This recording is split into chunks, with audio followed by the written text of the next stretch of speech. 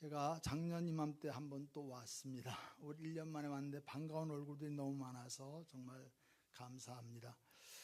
오늘 이 시간 말씀을 전하기 전에 제가 2015년 7월 20일 날 주일날 저녁 비행기 타고 필리핀 갔었고요. 1년에 한 번 정도씩 들어와서 신체 검사를 하고 나갑니다. 근데 오늘 그동안 한 번도 우리 김혜철 목사님 계실 때는 영상을 아마 안 띄운 걸로 알고 있습니다. 그래서 잠깐 소개를 드리고 말씀을 전하도록 하겠습니다. 필리핀이라는 나라 여러분들 잘 아시다시피 지금 저 그림 보는 것처럼 나라가 섬이 7,107개라고 합니다. 그러니까 너무 많죠. 그런데 저 나라가 우리나라보다 앞섰던 나라인데 저렇게 지금은 우리보다 많이 뒤쳐져 있습니다. 저 땅에 지금 하나님께서 많은 우리 선교사들 보내셨지만 이미 토착화되어 있는 천주교의 잘못된 문화로 인해서 빨리 이렇게 변화가 되지 않고 있습니다. 그것이 기도의 제목이기도 합니다. 다음 들어주세요. 넘겨주시기 바랍니다. 넘겨주세요. 지금 저기 보이는 좀 바다가 좀 이따 이제 그 섬이 아까 보시면 맨 밑에 섬 밑에 있는 저 바다인데요. 저기가 그 필리핀을 말하자면 필리핀에서 남쪽입니다. 아주 남쪽인데 그 바닷가에 제가 사역을 했었어요. 그래서 그걸 잠깐 소개하려 합니다. 지금 보시는 저렇게 어려운 지역 사람들에게 이제 말씀을 전해야 되는데 지금 저곳은 바자오 마을이라는 곳인데 그 사람들은 말레이시아에도 있고 인도네시아에도 있고 바다를 터전 삼아서 조그만 고기를 먹고 잡아먹고 또는 구걸하거나 이렇게 사는 사람들입니다. 필리핀 사람들이 무시를 당한 저런 지역이 있습니다. 그 골목인데 저기를 건너가서 안에 들어가면 예배당이 있습니다. 넘겨주세요. 지금 저 그림이 저하고 집사람이 가서 에덴 파크라는 그 민다나오 섬 맨 맞은 다바오에 조금 한 800m 고지 정도 되는 그 지역에서 그 공원을 만들어 놓고 거기 가보니까 완전히 원시림 지역입니다. 그런데 저렇게 섬을 만들어 놨는데 그 섬의 그 지역을 소개한 것입니다. 그리고 저희가 있던 그 지역에 가서 어린아이하고 빵을 나누는 그런 사진을 제가 찍은 것이 있습니다. 그 다음입니다. 역시 저를 저 가운데 계셨던 분이 저를 그곳에 인도하셨던 우리 교회에서 한번 설교까지 하셨던 그 상영규 목사님이신데 저분이 소개로 저희가 그쪽으로 갔습니다. 다음 열어주세요. 지금 저거는 저희 어린이집에서 가르치는 그 교재를 가지고 그 따갈록으로 된 교재를 그 바자오 마을 애들은 또 자기 언어가 있기 때문에 저걸 따로 배웁니다. 그리고 요것이 이제 그 애들이 있던 그 지역 옆에 교회입니다. 그거는. 그 다음에 마찬가지입니다. 다음 넘겨주시고요. 요거는 거기서 좀 떨어진 곳에 있는 현지인 교회의 어린이들을 사역하는 선교사님을 제가 한번 방문해서 찍었던 사진입니다.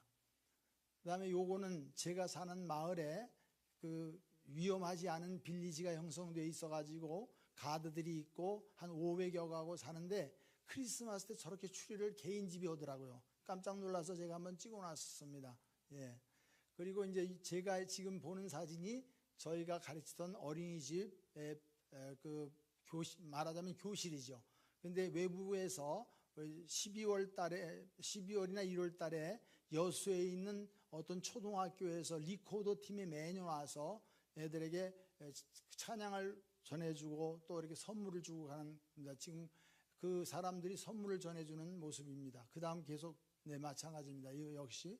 그리고 이 사람들이 이제 선물을 애들한테 놓아주고 돌아가고 찬양도 해줍니다. 마찬가지로 이것도 같은 그림입니다. 그러니까 지금 보시다시피 얼마나 열악합니까? 지금 이 사진에 보면 애들이 많이 있는데 실제로 저기 어린이집은 초등학교 가기 이전에 애들이 오니까 소규모가 와야 되는데 지금 저기는 그 어린아이가 초등학교를 가지 못하기 때문에 굉장히 1년, 2년 가르치고 내보내는 것이지 다른 방법이 없었습니다.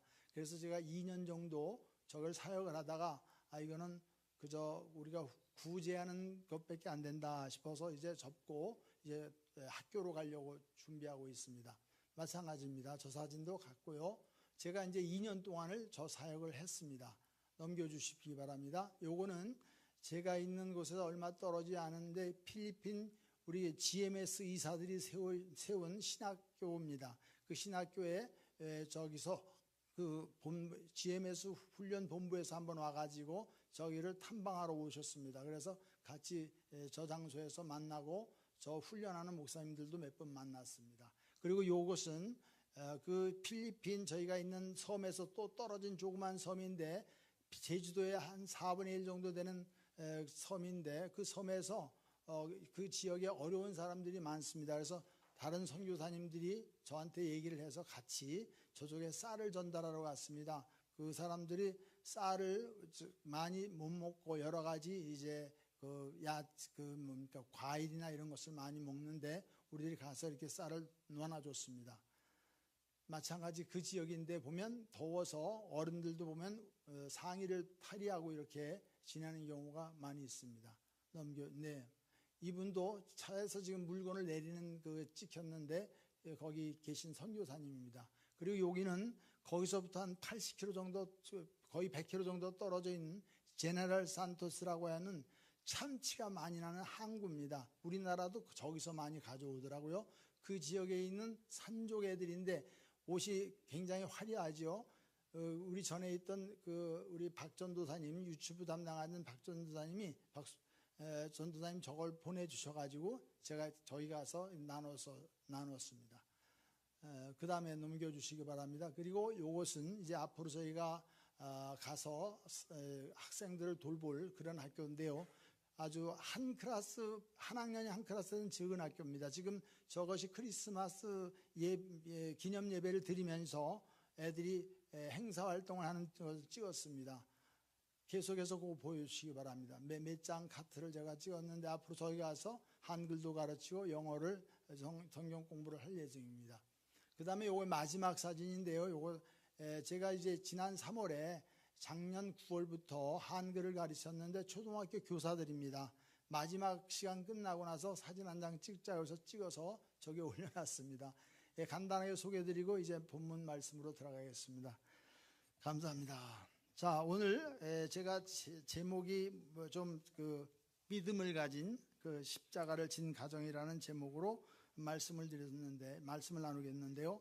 오늘이 어버이주일이고 5월달이 무슨 달입니까? 가정의 달입니다. 그래서 이 가정의 달에 대해서 말씀을 나누겠습니다.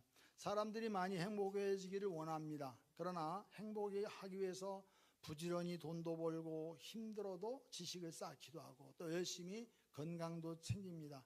근데 그렇게 한다고 다 행복해지는 것은 아니죠.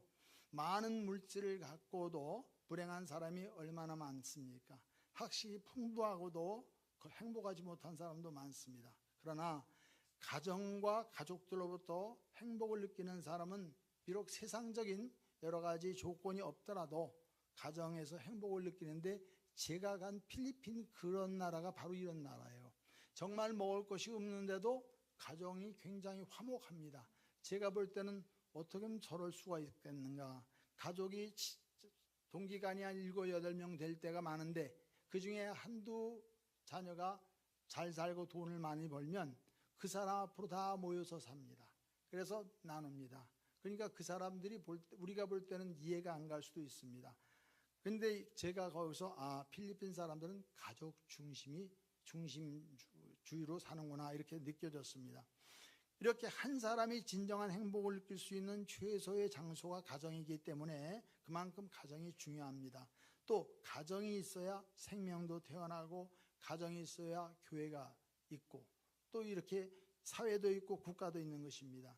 그리고 가정이 건전할 때에 모든 것이 건전할 수 있습니다. 가정이 건전하지 못하고 어느 나라가 어느 국가나 건전할 수 없습니다. 그래서 가정의 중요성은 두말할 필요가 없는 것입니다. 미국에서도 지난 98년도 아버지 부시 대통령이 있을 때에도 그런 일이 있었습니다. 그가 미국 도시에 가정위원회를 설치했습니다. 왜 그러냐면 가정의 결속이 철저해야 나라가 든든하게 서갈 수 있기 때문에 그렇게 주장을 했습니다. 그런데 가정에 대한 바울의 생각은 조금 특별했습니다.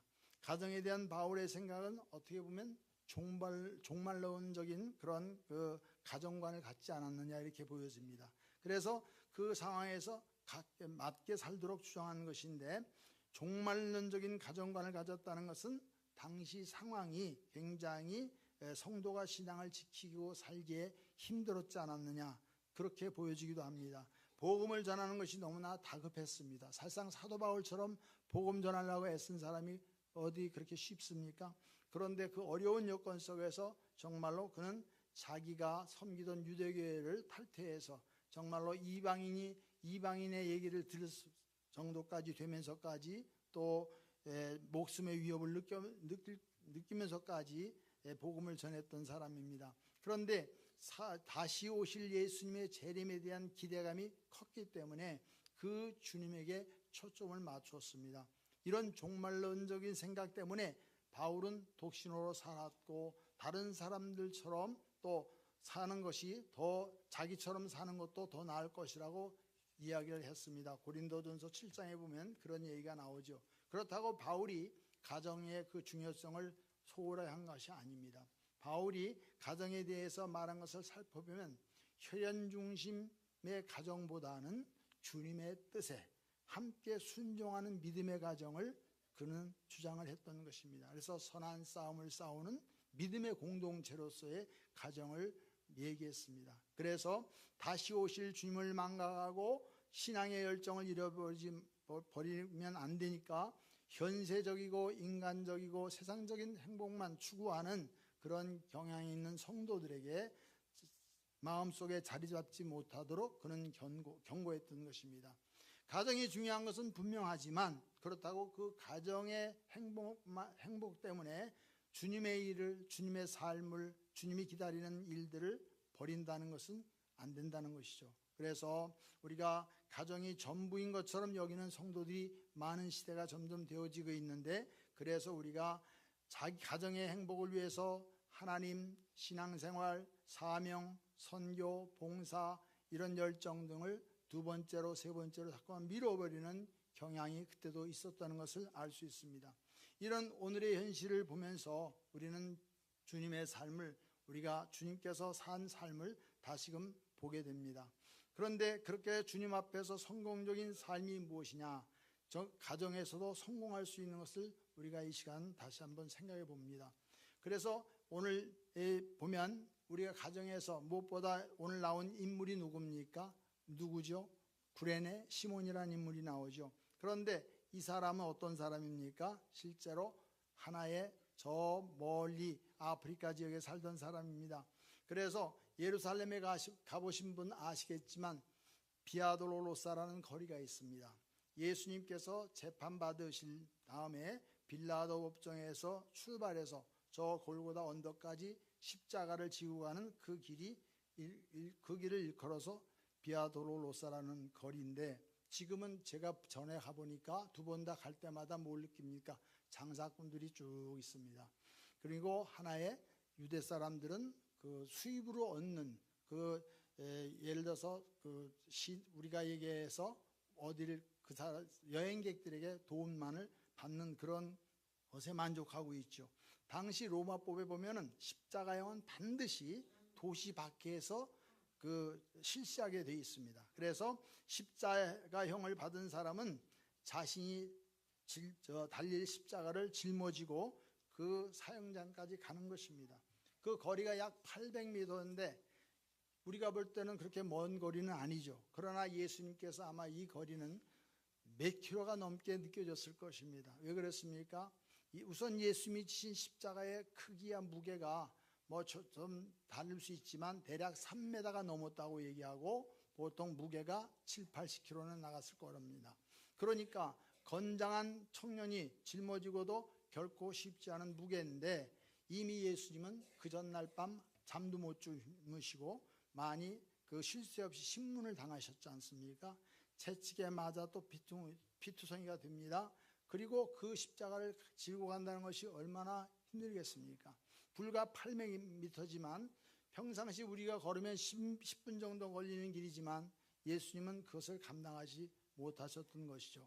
그래서 예수님께서 네 번째 쓰러지자 호송을 맡고 있던 로마 군인이 길거리에서 시간을 다 보낼 것 같으니까 구경하고 있던 한 사람을 불러내서 예수님의 십자가를 대신 지게 했는데 바로 그 사람이 누굽니까? 우리가 얘기하는 구레네 시몬이었습니다. 그런데 그 로마 군인은 자기네가 그 유대 나라가 속국이기 때문에 아무 소리 그 사람이 징발하면 지나가는 사람이 당하는 겁니다. 그 사람이 로마 사람 같으면 괜찮지만 유대 사람들은 당하게 돼 있습니다.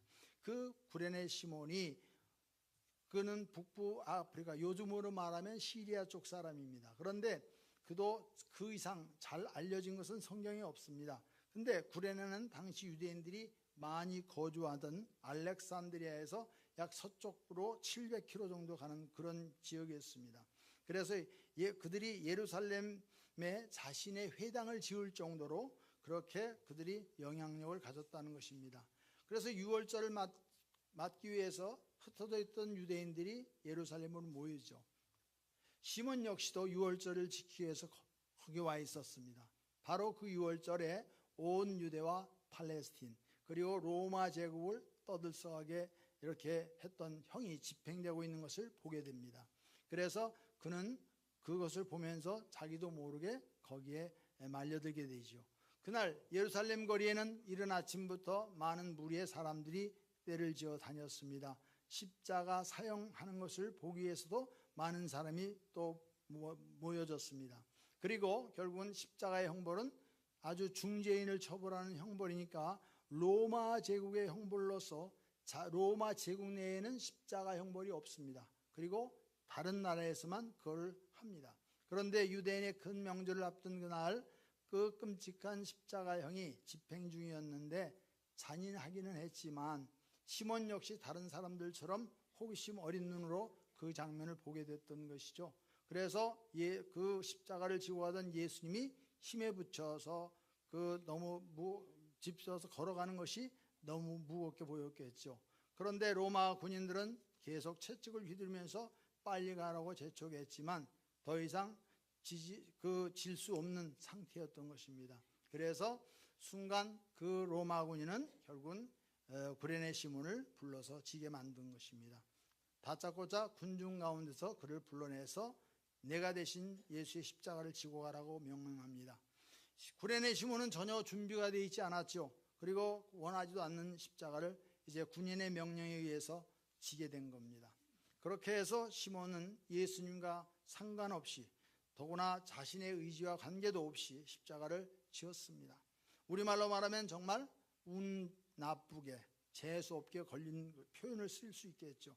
이 상황에 대해서 마가는 이렇게 기록을 합니다. 그들이 그를 억지로 같이 가게 해서 예수의 십자가를 지었다고 말하고 있습니다. 우리 성도 여러분, 구레네 시몬은 자신의 의지와는 전혀 상관없이 십자가를 지었습니다. 그로 인해 예수님의 구속 사역을 돕는 사람이 되었습니다.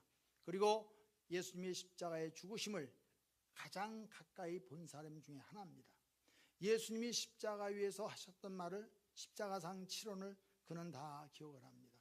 십자가 옆에 있던 죄수와 예수님께 자기를 기억해 달라고 했을 때 예수님께서 오늘 밤 내가 나와 함께 낙원에 이를 것이다 하는 이 대답도 다 들었습니다.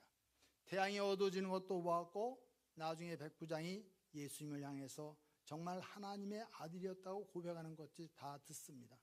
이렇게 해서 예수님의 십자가 가장 가까이에서 그 모든 것을 목격한 시몬은 예수님의 십자가를 대신 그 진리로 인해서 1시간도 되지 않는 짧은 그 시각을 통해서 예수님을 하나님의 아들로 믿게 된 것입니다. 성도 여러분, 예수님의 십자가를 가장 가까이서 지켜본다는 것도 하나님의 큰 은혜이고 영광입니다.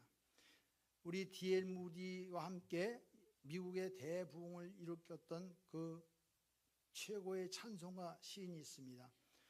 크로스비라고, 여러분들 찬송가 439장 가면 십자가로 가까이 나를 이끄시고 거기 흘린 보혈로 정케하옵소서. 십자가 십자가 무한영광일세. 요단강을 건넌 후 무한영광일세. 이 작사를 했는데 예수님을 잘 알던 사람들 또 그의 제자들 중 어느 누구도 주님의 고난의 길에 함께하지 않았습니다. 구레네 시몬은 주님의 고난 길에 동참하게 된 것이죠.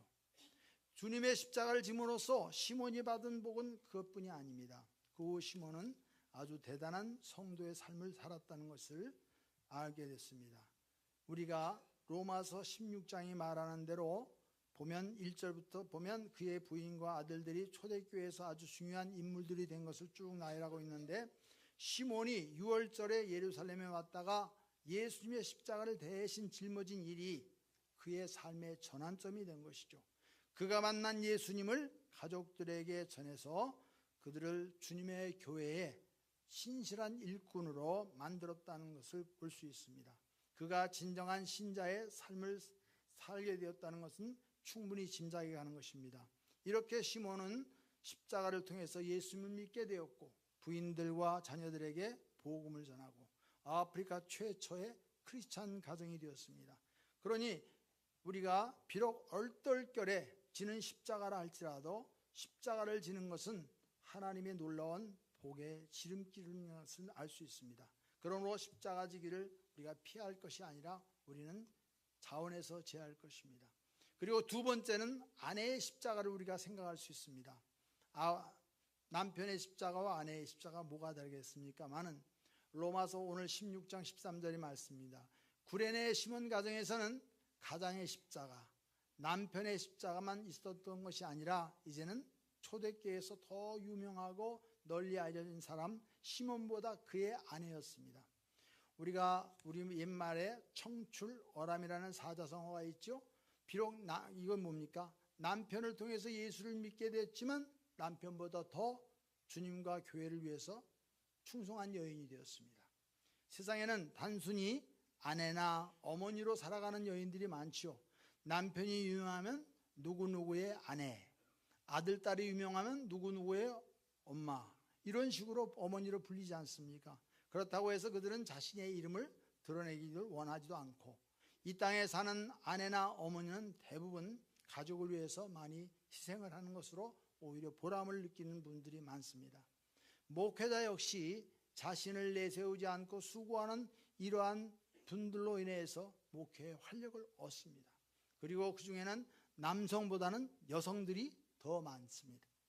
예수님의 3년간 사역이 이름을 밝히지 않은 여러 명의 여인들이 자기들의 소유로 예수님을 섬겼습니다. 목회자가 목회를 성공적으로 수행한다면 그 이면에는 많은 여성들이 있는 것을 부인할 수 없습니다.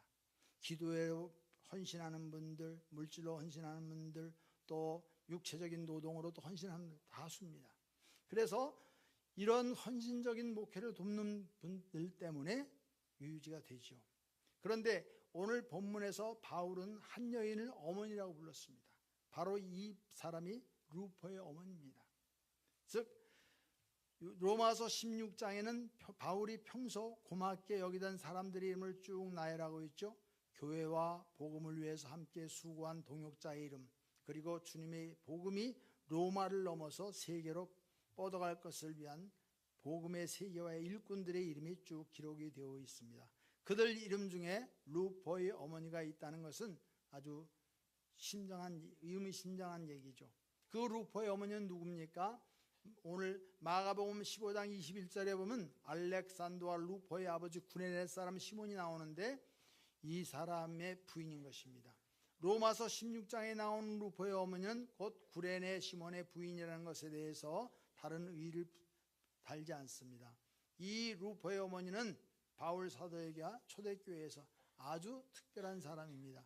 바울이 다메섹에서 예수님을 만난 후에 그가 가이사랴 재판을 받는 과정에 잠깐 동안 그의 조카가 등장을 합니다. 그리고 그 외에는 그의 가족들에 대한 이야기가 전혀 없습니다. 그래서 많은 신학자들은 바울이 예수님을 믿었기 때문에 정통적인 유대인인 그 가족에서 버림을 받았다, 이렇게 보는 것이죠.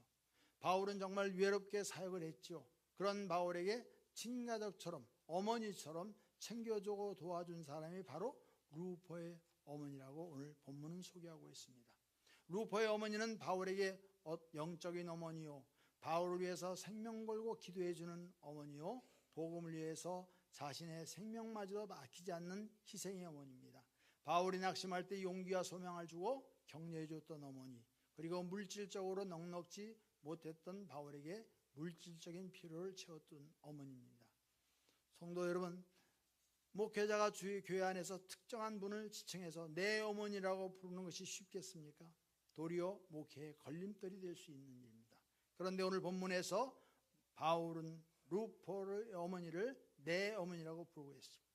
기독교 역사상 가장 위대한 하나님의 종, 세계적인 선교사, 뛰어난 신학자, 그리고 탁월한 목회자인 바울로부터 나의 어머니라고 불릴 정도로 루포의 어머니 시몬의 아내는 특별한 삶을 주님과 교회 안에서 앞에서 살았다는 것을 입증하는 것입니다.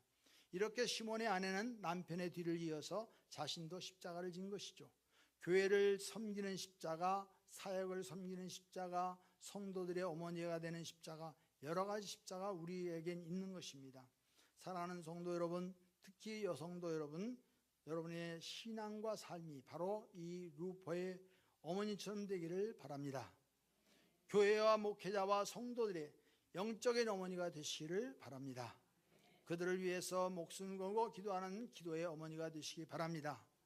복음을 위해서 생명마저도 아끼지 않는 사랑과 희생의 어머니들이 되시기를 바랍니다. 목회자가 성도들이 낙심할 때, 목회자와 성도들이 더러 낙심할 때 용기와 소명을 주며 격려해주는 그런 어머니가 되시기 바랍니다. 그래서 교회와 목회자가 어려울 때 더러는 헌신적으로 모든 것을 채워주는 그런 어머니가 되시기를 소망합니다. 그리고 세 번째는 자녀의 십자가입니다. 오늘 본문과 기독교 역사는 구레네 시몬과 그 부인의 뒤를 이어서 그 자녀에 대한 그런 말씀을 하고 있습니다. 우리나라 어린이 청소년들이 자기 부모를 얼마나 존경하나 아까 목사님들 그런 말씀을 하셨습니다만 제가 유니세프 통계를 한번 가지고 있었는데 보니까 아시아 17개국에서 9살에서 17살까지 청소년을 대상으로 조사한 경우에 부모를 존경하는 비율을 조사했는데 우리나라보다 여러 가지 수준이 한참 낮다는 방글라데시, 파푸아뉴기니, 베트남, 캄보디아 이런 여러 나라들이 굉장히 높았습니다. 그들은 70% 이상의 부모를 존경한다고 합니다. 그런데 우리나라는 겨우 14%였습니다. 또 하버드 대학에서 한번 조사한 것이 어떤 조사였냐면 당신의 부모를 바꿀 수 있는 이 기회가 주어진다면 바꾸겠느냐 이런 엄청난 질문을 했는데 이 질문에 말이죠 100인 학생들은 겨우 4%밖에 안 나왔대요. 근데 우리 교포 자녀들은 무려 19%가 나온 겁니다. 무엇을 얘기하고 있습니까? 정말 부끄러운 현실입니다. 그러나 구레네 시몬의 가정은 달랐습니다. 예수님의 십자가를 대신 졌던 일로 인해서 평생 주님의 십자가를 지고 살았던 시몬과 주님의 교회와 복음의 역사에 특별한 여인으로 살았던 것입니다. 그의 부인의 뒤를 이은 두 아들들은 그 명성면에서도 오히려 부모보다 더 뛰어났습니다. 구레네 시몬에게는 알렉산더와 루포라는 두 아들이 있었습니다. 그런데 로마서를 기록한 바울 사도가 로마 교회 성도들에게 두 사람을 언급하면서 별 소개 없이 이름만 언급한 것으로 보아 두 사람은 이미 로마에 있는 성도들에게 잘 알려진 그러한 저명한 인사였다는 것을 우리가 짐작할 수 있습니다. 이것을 뒷받침하는 것이 교회 역사에서 루포가 알렉산드리아 지역의 초대 감독이었습니다.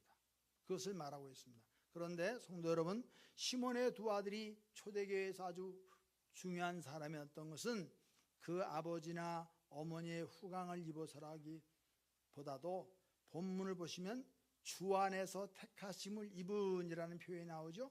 여기에 택하심을 입었다는 것은 단순히 선택된 것이 아니라 이미 탁월한 믿음을 가졌기 때문에 선택되었다는 표현입니다. 그래서 알렉산더 루포는 믿음이 아주 대단한 사람이었고 그들이 탁월한 믿음을 가졌다는 것은 무엇을 의미합니까? 믿음이 좋다는 이것이 그 하나님과 친밀한 관계를 말씀하고 있습니다. 그것을 우리는 경건이라고 부를 수 있습니다. 즉 시몬의 두 아들은 아주 경건한 사람들이다.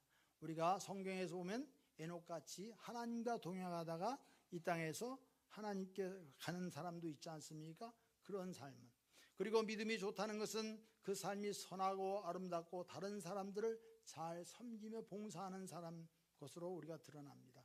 믿음은 곧 인격적인 삶이 이어져야 됩니다. 따라서 시몬의 두 아들 루포와 알렉산더가 탁월한 믿음을 가졌다는 것은 하나님과 친밀함이 특별했고 인격과 삶이 다른 사람이 보기에 돋보일 정도로 뛰어났다는 것을 말하고 있습니다.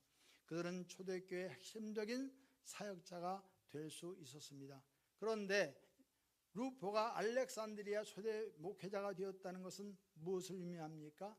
북아프리카에서 유대인들이 가장 많이 살고 있었던 도시, 즉 구약 성경을 헬라어로 번역할 만큼 이렇게 예루살렘보다 유대적인 도시에서 목회를 했다는 것입니다. 그래서 힘든 사역이었다는 것을 짐작해 주는데, 즉 주님의 복음과 교회를 위해서 그도 아버지나 어머니처럼 큰 십자가를 진 것입니다. 얼마나 놀랐습니까? 성도 여러분, 이런 자녀를 둔 부모는 정말 행복한 부모이지 않겠습니까? 부모의 기대에 미치지 못하는 자녀, 부모의 욕이나 먹이는 자녀들이 많은 시대에 이 시몬의 두 아들처럼 도리어 부모보다 더 빛나는 삶을 살다가 사는 것, 이만한 복이 어디 있겠습니까? 우리는 여러분의 자녀들이 다 이런 비전을 가지고 사시기를 소망합니다. 그러기 위해서는 부모님들이 먼저 십자가를 기쁘게 지시고 앞서 가셔야 하는 것입니다. 그것을 꼭 잃지 마시기 바랍니다. 그리고 예수님은 전에도 보면 제자들을 파송을 해서 뭐라고 말씀하십니까? 마태복음 10장 40절 보면 너희는 영접하는 자를 나 보내신 이를 영접하는 것이라 말합니다. 또 선지자의 이름으로 선지자를 영접하는 것, 나는 선지자의 상을 받는다, 이런 말씀하셨습니다. 마태복음 10장 42절에 보면 제자의 이름으로 냉수 한 그릇 주는 것, 다 이것이 결코 거저가 아니라는 것을 말합니다. 즉 주님은 주님과 주님의 일을 위해서 작은 일, 작은 대접, 봉사, 희생, 이거 하나님께서 절대 다 기억하신다는 말씀입니다. 이렇게 볼 때 구레네 시몬은 상받기에 충분한 일을 했던 것입니다. 구레네 시몬과 그 가정이 받은 복이 무엇입니까? 첫째로 예수님이 십자가를 진 일로 시몬은 나사렛 예수를 하나님의 아들이라고 믿게 됐고, 이후 예수님의 십자가를 지고 가는 삶을 살았던 것이고, 두 번째 부인은 초대교회에서 그 남편보다 더 인정받고 존경받는 여인이 되었고, 자녀들은 어떻게 됐습니까? 부모보다 더 뛰어나서 초대교회 역사에 그 이름을 올려놓았습니다. 이제부터 우리 구레네 시몬처럼 주님의 십자가를 우리가 짐으로써 우리 자신들이 복을 받고 자녀들이 복을 받고 또 후대가 복을 받는 가정이 되시기를 소망합니다. 어떤 가정은 가장만 열심히 십자가를 집니다. 그보다 또 더 많은 가정들은 부인이 혼자 고군분투하면서 십자가를 지시죠. 혹은 부모만 아니면 자식만 열심히 신앙생활하는 가정도 많습니다. 어떤 분은 남편이 너무 열심인지라 자신은 대충 한다는 그 부인도 계십니다. 또 부인이 교회 일을 너무 하니까 자기는 자기 부인 따라서 발목 잡고 하늘나라 간다는 그런 사람도 있습니다. 그런 그 부모가 교회에 열심히 넘쳐서 자신을 조금 거리를 두겠다는 자녀들도 있습니다. 그러나 사랑하는 성도 여러분, 아버지인 시몬이 예수님의 십자가를 대신 졌고 시몬의 부인이 초대교회와 복음사역의 십자가를 졌습니다. 그 아들 루포, 알렉산더가 그 부모의 뒤를 이어서 교회와 복음의 십자가를 졌던 구레네 시몬의 가정처럼 여러분의 가정이 그렇게 되시기를 소망합니다. 이것이 우리에게 이 5월에 주시는 하나님의 메시지라고 생각하시고 이 일에 우리가 동참하는 성도가 되시기를 주님의 이름으로 축원드립니다. 기도드리겠습니다.